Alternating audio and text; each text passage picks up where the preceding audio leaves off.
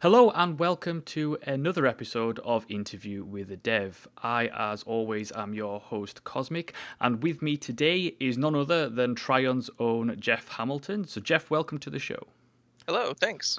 So, Jeff is here to talk about Atlas Reactor. Now, I recently reviewed Atlas Reactor, and I wanted an excuse to talk about it more because I liked it that much. So, before we get into talking about the game, why don't you tell people what you do and what your role is? Sure. So I'm a senior systems designer on the Atlas Reactor team, and that largely means that I deal with a lot of the sort of meta systems around the game, stuff like ranked systems, loot boxes, seasons, experience curves, all that sort of goodness. And then um, I also work with the guys who work on characters as well. So we do character balance, and we have balance meetings every week or so and talk about the state of the game, pull stats, stuff like that. So generally, as a systems designer, I'm just like pretty numbers focused and that kind of thing. So if there's something that needs to be numerically balanced somewhere in the game, it's like, oh, go over there, deal with that. So Because I loved it. I loved the game. Like, it was out of the blue because I hadn't really kept track of it. I heard like rumors on the outset, but never really came into focus until it was launched, and I was like, oh. And it's a strange one because I've always wondered, where did that come from? Because this is a turn-based strategy, multiplayer focused game hmm in an industry that currently on its multiplayer side of things is very focused on MOBAs and first person shooters. They dominate pretty much every, demographic in that respect. So yeah, where did that come from? Where was the conversation someone sat down and said, "We should make a turn-based strategy multiplayer game?" Like, cuz that's not the first thing you think of. You think of games like XCOM and Divinity Original Sin. You don't think of multiplayer only. sure. So where did that come Um, from? the initial impulse, well, so at Trion we have this Trion Labs program, which is basically where we'll send a small group of people to go try something for a while and just see if it works. And if it works, then they'll make a game out of it. And we actually got Trove out of that. Sorry, I just moved out of No, frame. Uh, we actually got Trove out of that, which is pretty neat. But I think there was a small team of basically Peter Jew, he's our executive producer, and Will Cook, he's our lead designer, and Danny Hateni is our lead gameplay engineer. And they were just trying to make something fun. And they said, you know what, no one's ever really done that seems like it should be doable? Like, maybe we'll make a turn-based game, but it's a turn-based PvP game. Like, we all like MOBAs, but we don't want to make just another MOBA clone. So I think that was really the impetus for that, was like, we like these kinds of games. We also really like XCOM.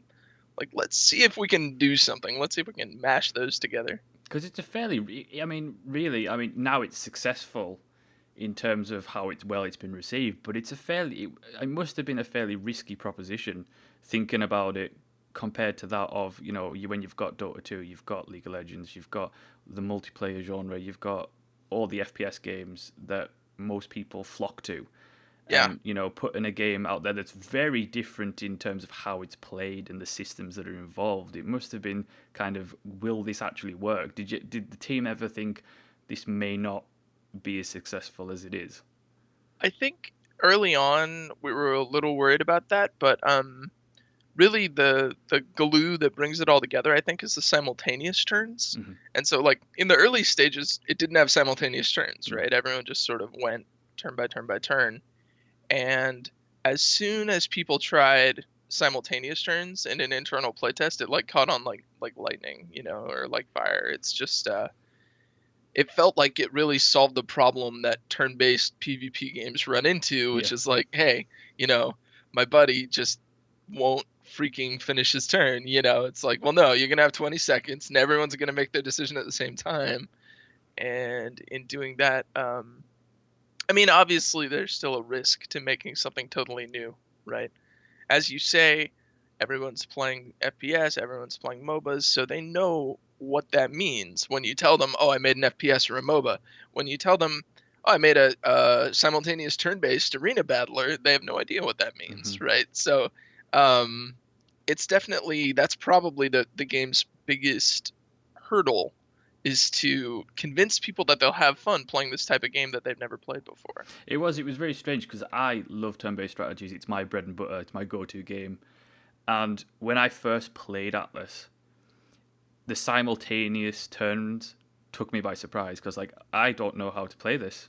Like this is weird. I'm coming in expecting, my turn and then somebody else's turn, and then Yeah. all of a sudden I've got like, 8 characters running around the map, and I'm like, what the hell is happening? And it's weird to adjust to that, because it's a game about the hardest part of the game for me picking it up, especially coming from games where I love XCOM and things like that, was trying to not only know what your team is doing, but also predict what the enemy's doing and then make snap decisions in the time allotted. And it really Yeah. helps the game overcome, like you said, the hurdle of what turn-based strategy games have is time. Because one of the biggest reasons I love Atlas Reactor, I can go in there and play like 5 matches in half an hour. And I'm like, wow, that's great. Like, that's fun. I could jump in, drop out. I don't have to, it's not like Dota 2 where I'm, if I have a bad match, I'm stuck there for 45 minutes plus. Whereas in Atlas, I'm like, a bad match, 10 minutes done. And I love that. And at what point did you guys decide we have to have 4v4? Because it seems like an odd choice to have 4v4. Like, why not 5v5? And why not more or less? Why was it decided that was the team base? So why 4v4? Well, we playtested 3v3 and 5v5 a lot. And what we kind of found was that Atlas Reactor is most fun when there's a little bit too much information to keep track of, but not too much, if that makes sense. You want people in a place where they don't feel like they can solve for the best move exactly in 20 seconds or whatever the timer is. But at the same time, they don't feel totally overwhelmed. Right. So with 7 other actors on the board, 3 of whom you arguably don't have to care about. You do at high level play, but you can kind of make your turn independent of your allies. But with 7 other actors on the board, it's sort of that perfect level in between overwhelming and easy. Right. And that's also the reason for the 20-second turn timer. Right. Yeah, because that's something that I like a lot, because it forces you to think on your feet sometimes, especially when the turn plays out not quite as you expected and you will land up in a bit more trouble than you thought, and it's kind of, you've got to try to think on your feet quick, all the while trying to analyze the battlefield, and it makes it so that, as well as making the pace of the game faster, it's also a case of it helps people make more mistakes than they would, which opens up the game a bit more rather than a game of chess where you can sit there and just, wait and wait and wait. Mm-hmm. So one thing I always wanted to know is, why did you guys decide to have all the different phases in each turns? Because you have the preparation, you have dash, and you have the last, is it blitz? Blast. Yeah. Why the 3 phases? So I think phases came even before simultaneous turns, if I remember right. But the phases basically allow you to play. Well, they let you put power in different parts of a character's kit. Mm-hmm. So like different characters can be different amounts of good at fighting in blast versus fighting in dash, or Lockwood is kind of like our marquee, like, learn to play the game character at the same time, right? And part of that is because he has a dash that's pretty readily available and lets him go a decent distance. So new players playing Lockwood can get themselves into trouble, and then they have an answer to that. Yeah. Unlike, if you're playing an immobile character like Juno or something, if you walk out in the middle of the room, you're just going to get shot for your whole health bar. So I think the answer to why phases was, it just made the sort of decision of what ability to use in combat more interesting. Right. If everything went off at the same time, well, first of all, you had some sort of confusion in, okay, you shielded me, but I got shot by him, and the turn's simultaneous. Do you shield my damage? Right. Um, and so prep phase was like, well, we want shields to go here so that it's obvious that the shield is on you before the damage comes in, right?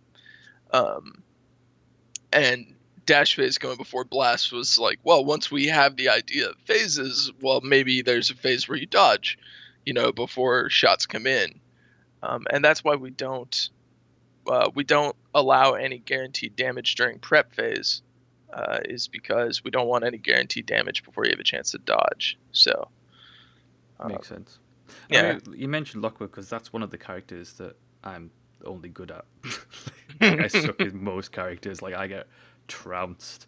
Probably him and is it Titus, the Mhm. big guy with the giant sword? That's the only Yeah. two characters I can play with any degree of competency. One of the things that makes Atlas Reactor, I think, so successful and so lovable and so easy to pick up is the cast of characters. Because I often think that people always say that it's, XCOM meets Dota 2 or something like that, but I don't think it really is. I think it's more akin to, XCOM meets Borderlands in the sense of the character design is so playful and it's so varied. Like you have Western styled characters with sci-fi style characters, with a robot dog, with Yeah. characters that are inspired by fantasy. You have like it's the strangest mashup, but it works. Like how did all those characters come about? Like what was the Yeah. process? So, how do we get all these varied characters in Atlas Reactor? So we have a lot of people who work on any given character. We have sort of our art director, Darren Pattenden.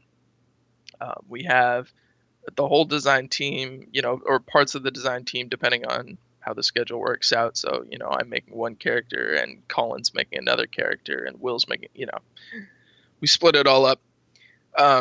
But I think a sort of core tenet for us with the game was we wanted it to be sci-fi. We wanted it to be a little cyberpunky, but at the same time, we didn't want it to be dark. We didn't want it to take itself too seriously. Right. We're not going to out Deus Ex, Right. but we can take what's fun about Deus Ex and kind of make more of like a lampoon of that sort of setting rather than like a dead serious take on that sort of setting. Right. So we have these trusts in Atlas, which are these big companies basically, and they're in the lore. And in just a couple weeks, you're gonna see an event in game called the Trust War, right, where players will be able to represent one of each of these trusts. But like, it's we're kind of making fun of big giant corporate trusts Right. rather than trying to tell a super deadly serious story about the dangers of coalesced power in the hands of the few. It's like and I think our character design sort of fits in there as well. Sorry, I sort of meandered a little from your question, but No, because that's true. It's like that's what I love about the characters is that they don't take themselves seriously. That they're a lot of fun, and it translates into the mechanics as well. Of each character is fun to play. Like especially I mean the robot dog that goes nuclear is hilarious. Like especially in that first CGI intro scene. yeah, Like that's a great intro scene because it's just like it explains what the game is and it just packs in personality, which is something that a lot of games lack, especially in multiplayer games where you have the core tenets surrounding teams of characters. A lot of multiplayer games fail on the premise that their characters just aren't interesting, whereas Atlases are just you never know what the next character is going to be. Like you have what was the latest one? Was it Sue Ren? Who was Suren's the most recent release, and she was like an Asian style character, and then and on top of that you have Lockwood, who is just crazy a cowboy, Western cowboy, and then you have a mechanical dog, and you have the other guys. Titus is like a barbarian with a giant sword, like in a sci-fi. Like what is going on? But you never question it because it's just fun. Like, and that's one of the things that I love about the game. But when you guys released the game, Hmm. how did you find the success? Because critics loved it, Yeah. players pretty much loved it as well. Yeah. Did you expect it to be as well received as it was? Um, we were hoping it would be about as well received as it was. Obviously, there's like a fear of, oh no, like, someone's gonna hate it, and that one guy will give us like a 5 out of 10, and it'll just all go downhill from there. But that didn't happen, so that's good. Um, yeah, we I think we had a pretty good idea of where it was gonna land. Um, we weren't deluding ourselves into thinking we were going to get 100 out of 100 everywhere or anything, but we were definitely hopeful that, like, Metacritic wise, we'd be mid to high 80s. So yeah. And um, how successful has it been in terms of player base? Like, how many players roughly are playing at the moment, like on any given time? I don't actually know the answer to how many players are playing. um, I know that obviously we want more players all the time, so I would say it's been modestly successful. Like, it hasn't been a total breakout Right. hit. Everyone's playing it, right? Um, but we have a lot of people on. We're keeping our queue times where we want them. That's really what matters to me, right? You have enough players to keep the queue times at, like, popping. Like, our PvP queue average is like 30 seconds Mm-hmm. for a match, and our ranked queue, which we let be a little more stringent about, like, how it makes games, is still averaging at like 90 seconds for a game, I think. Right. So Which is pretty good because especially a lot of multiplayer games now who try to be a little bit different, it's like live or die on whether you retain a player base. yeah. And that's like, especially when it's a solely multiplayer focused game, that's kind of a scary thing that you could put all this work into a game, and if the player base doesn't stick around, then you're dead in the water. Yeah, that would be bad. The nice thing for us is that our players who do play are very dedicated, and they come back day after day after day. So this game has really good sort of long-term retention, and the I guess hurdle for us to jump is just convincing more people that this new type of game that you've never played before is actually worth playing, and it really is. But they just need to play it to find out. Which brings me nicely onto the business model, because that is something that when I after I reviewed Atlas, I went through all the Steam reviews to see what other people thought, Hmm. and the only negative reviews I ever found, it was never anything about the gameplay. Like, Hmm. even the people who gave it negative reviews, I said, "Oh, it's a great game. It's unique. It's fun." And the most overall problem I found was that people didn't understand the business model, because Yeah. because there's a free option, but it isn't really free to play. Now, it's called free to play, but it isn't really, because there's no progression in the Right. free to play. And can you explain once and for all how the business model works? I can try. So the basic idea is we wanted to make a buy to play game. We wanted to make a game where competitive integrity is protected 100%. You never have to worry about, like, the more characters I buy, the better I am in ranked, that kind of thing. Um, that's something that, like, obviously you can do that in a game. Like, it works out okay for League of Legends, but it's something that we just wanted to avoid. So in order to avoid that, we said, okay, the game's going to cost $30, and you'll get all the characters forever. And so we set the price at, okay, this is a level where we think if, X% of people who are interested in the game buy the game, we'll be able to keep making characters forever, basically. Um, and however, in a multiplayer game, your content is other players, right? So the answer to that was, we need to make sure that we get a lot of players in there for people to play against. So let's make a free mode. And the free mode is it's honestly something that players ask for in other games all the time, right? Let me get a demo. Let me be able to play the game to see if I want to give you my money. And the idea with free mode was basically, let's make something that lets people learn the game, lets people see if they like this new kind of game, um, and let's make it as sort of generous as possible for, like, within the constraints of, we still have to make money to keep the game making stuff, but the idea was, like, we didn't want you to feel like we were trying to take money out of you at every new screen or every corner, that kind of thing. We didn't want it to feel like we're, like, shaking you upside down for money, right? So yeah, so free mode is every week you get to play 6 characters. I think it's 6. And they're randomly determined for each player. So you don't get the thing where it's like, oh, great, Helio's free this week, so let me just assume that every Helio I see is bad, right? We wanted to avoid that social dynamic. But I think what really sort of confused players about that is specifically the free-to-play label on Steam.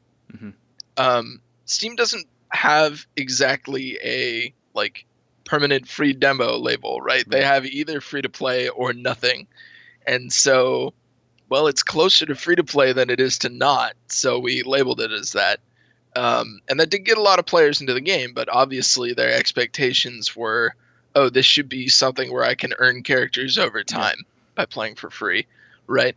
So, yeah, so I think a lot of our negative Steam reviews sort of came from players in Steam. They see free-to-play, and they expect that means a specific thing. They expect that means League of Legends business model, basically.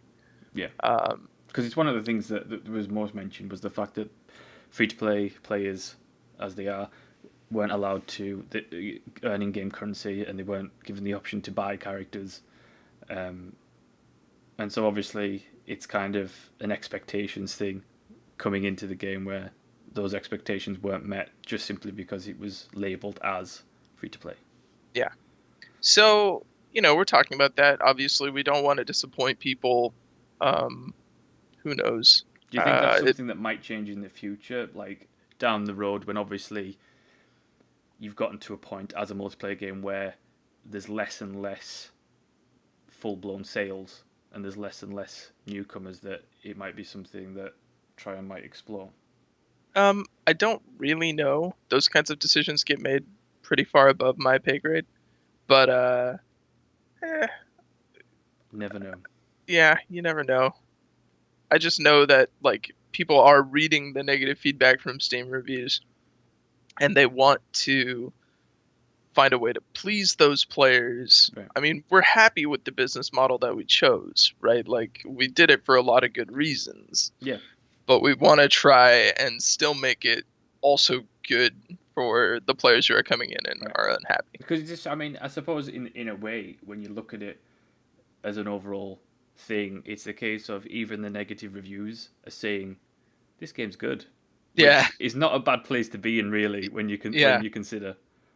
Yeah, those are always funny to read. It's like, oh, I love the game. It's really fun. 1 star. I'm like, come on, man. Do me a solid. That's the nature of the beast, though, isn't it? Yeah. Sometimes. So, which brings me nicely on to our final thing of where is this game headed? Like, what's coming in the future? Because for me, I love the game, but as a player of turn-based strategy games, for the past 15 years, I know what I would do as a developer, and I know where I would take it and what new content I would implement. So, what do you guys have planned? Well, I'll tell you the stuff I can tell you about what we're making, and then I'm curious to know what you would do. But yeah, so we have characters coming out basically forever, right? New characters sort of energize a lot of people. You get to make new mechanics, that sort of thing. So actually going on the test server today is our next character called Kaigen. I forget what his subtext is, like the Warp Stalker, I think. But he's basically a ninja. Cool. Because who and doesn't love a ninja? he's a melee firepower type character. So he's only the second one of those that we have. Um, and sort of in like Pup, the robot animal, is our original melee firepower. So we try to make him play differently from each other, right? So Kaigen's more about like skulking about in bushes and making people guess if you're gonna dash or not, whereas Pup's like jumping all the time. But yeah. Anyway, so we have characters. After Kaigen, we have two frontliners, and then there's more characters after that as well, of course. And those will come out every couple weeks, maybe every 3 or 4. And then, but I know more relevant to what you want to know about, we have a game mode coming up in, well, I'll just say soon because that feels like a comfortable time frame. Yeah, this is actually something I've been working on quite a bit. It's sort of a briefcase mode. So the basic idea is we're going to put a briefcase in the middle of the map, and it's kind of like capture the flag, I guess. But sort of the lore conceit of this is you have two teams trying to get the briefcase and prove to the trusts that like they've acquired the goods, right? And then once you've sufficiently proved that you have control of the briefcase, they'll send someone in to extract you. And if Right. you manage to extract it, you win. So the way it plays out is you can pick up the briefcase. Any given player can pick it up by walking over it. And you get points for holding onto it. And you get points for killing the enemy team. Team members, right? And as soon as your points cross a certain threshold, like right now internally it's 15, but who knows what it'll be by the time it comes out. As soon as you get enough points, then a capture point spawns, and it spawns within a couple moves of the guy currently holding the briefcase. So you're not going to get out immediately. And then you try to take the case to the capture point, and if you do that, you win. But there's complications. If you are holding the briefcase and you dash, you'll drop it. Right. And if you're holding the briefcase and you take a certain amount of damage, you'll drop it. So the way it ends up playing out is you're sort of trying to be as tricky as you can about getting it and holding onto it without dying for as many turns as possible. And it sort of ends up like this chaotic melee for the first couple turns where like, oh, their guy picked it up, so our whole team shoots them. He drops it. Who picks it up next? But eventually, in the end, it gets actually harder for it to drop each time it drops. So that sort of guarantees that the game moves towards a conclusion. So, That's cool. Because like that's one of the things. Because you asked what you thought I would do. That's one of the things I would kind of start to implement is objective based game modes to offer a bit of variety, because we've just had the ranked mode, and that's one of the things that I was going to do. What is there anything else that you could talk about that's coming? Is anything? Well, we have other game modes sort of further out, more than just the briefcase mode, but the briefcase mode is going to be the first one, so that's the only one I can really give details on.